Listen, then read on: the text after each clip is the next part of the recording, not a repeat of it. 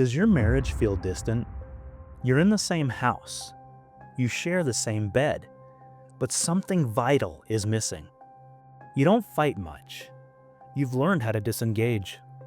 You don't talk deeply anymore. Because intimacy demands courage, most men stop exercising. And slowly, without a single dramatic moment, connection fades. Here's the truth most men never hear. Intimacy doesn't disappear overnight. It erodes when conversations stay surface level, when service becomes routine instead of relational, and when you stop moving with your wife and merely exist beside her. Distance grows when a man stops showing up emotionally. This matters. Intimacy doesn't erode from a lack of love. It erodes from a habit you repeat daily and never question. Scripture never treats intimacy as casual. Adam knew his wife, and she conceived. Genesis 4:1. That word "knew" doesn't mean physical contact alone. It means closeness, exposure, being fully seen. Intimacy is not just access to her body, it is access to your heart, your thoughts, and your inner world. And when a husband closes those doors, distance doesn't sometimes follow, it becomes unavoidable. If intimacy isn't intentionally built, distance will always take its place. There is no neutral ground in marriage. Most husbands think intimacy will follow effort, but intimacy doesn't grow from duty alone. Many men build a functional marriage and wonder why it still feels empty. Intimacy doesn't grow when a wife feels managed. It grows when she feels met, heard without being fixed, chosen without conditions, and safe enough to be fully herself.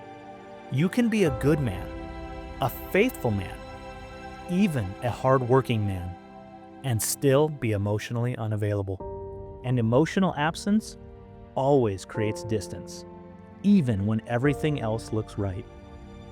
Intimacy doesn't grow by accident. It grows when a man breaks one habit most men never question: the habit of being present in body, but absent in heart. That's why intimacy is built through 3 daily choices. First, presence. Not multitasking, not half listening, choosing to be fully there, mentally and emotionally. Because a man can be in the room and still be unreachable. Second is curiosity. Asking questions without defensiveness. Wanting to understand, not win. Because intimacy dies the moment conversation becomes self-protection. And third is vulnerability. Letting your wife see more than strength. Letting her see your heart. Because intimacy grows where walls come down, and distance grows where men stay guarded. Tonight, ask your wife one question. When do you feel closest to me? And when do you feel the distance? Listen, don't defend, don't explain. And then take one step this week that proves you heard her. That's intimacy in action. Next week, we sharpen the trait every covenant depends on: wisdom. Because intimacy survives on feelings, but marriages are sustained by wise men. Husbands, intimacy is not optional. It's essential. If you want closeness, lead with presence. If you want connection, lead with courage. If this helped you, stand with this work by subscribing and sharing it with another husband who may need it. Forged in faith, bound by covenant. Let's get to work.